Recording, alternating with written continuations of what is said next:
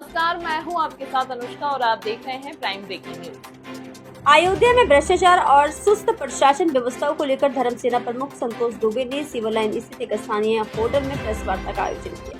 Press वार्ता को संबोधित करते हुए धर्मसेना प्रमुख संतोष दुबे ने आरोप लगाते हुए कहा कि अयोध्या में भ्रष्टाचार और दबंगई अपने चरम सीमा पर है।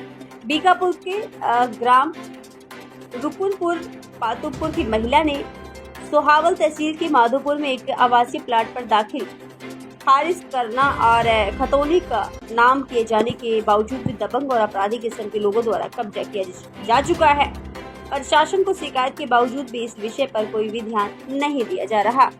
अपनी समस्याओं को लेकर उनके पास जाती है तो दक्षिणावर्ती कार्यक्रम चल रहा है। दक्षिणा मिली तो काम होगा, नहीं तो आप भटकते रहिए, दौड़ते रहिए।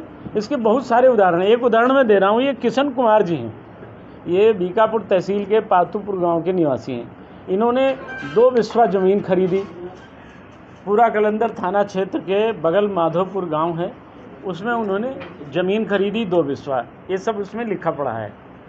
ये दाखिल खारिज हो गया इनके नाम, ये ज़मीन इनकी पत्नी के नाम, राजकुमारी नाम है ना तुम्हारी पत्नी, मिथिले, उसके नाम दाखिल खारिज हो गया।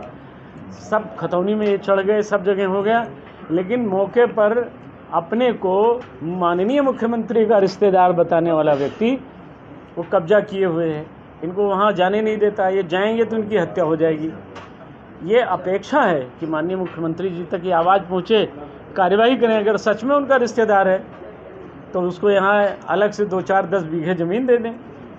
अगर नहीं है तो ऐसे लोगों को दंडित किया जाना चाहिए, जेल भेजा जाना चाहिए कि एक दलित की ज़मीन पर कब्जा किए हुए हैं और सब दलित दलित दलित का डमरू सब बजाते हैं। लेकिन ये लोग गए, कमिश्नर से मिले, कमिश्नर ने आदेश किया, लेकिन तत्कालीन एसडीएम उसने फाड़ कर उस आदेश को फेंक दिया।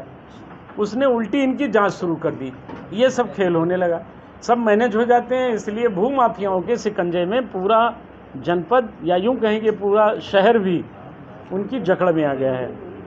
इसलिए हम आपके बीच आए कि आप लोग इन सच्चाइयों को मुख्यमंत्री तक पहुंचाइए, प्रधानमंत्री तक पहुंचाइए कि वो दोनों माननीय, साल भर में प्रधानमंत्री जी एक बार आते हैं और माननीय मुख्यमंत्री जी तो सप्ताह में एक बार आते हैं। काम अच्छा हो रहा है, सब कुछ है, लेकिन उनकी सरकार को बदनाम करने वाले ये लोग, ये प्रशासनिक अधिकारी के निवासी हैं। पातुपुर हम लोगों का बीकापुर निवास स्थल है, हमारे गांव के ही हैं। इन्होंने पूरा कलंदर थाना अंतर्गत एक ज़मीन खरीदा 2 बिस्वे।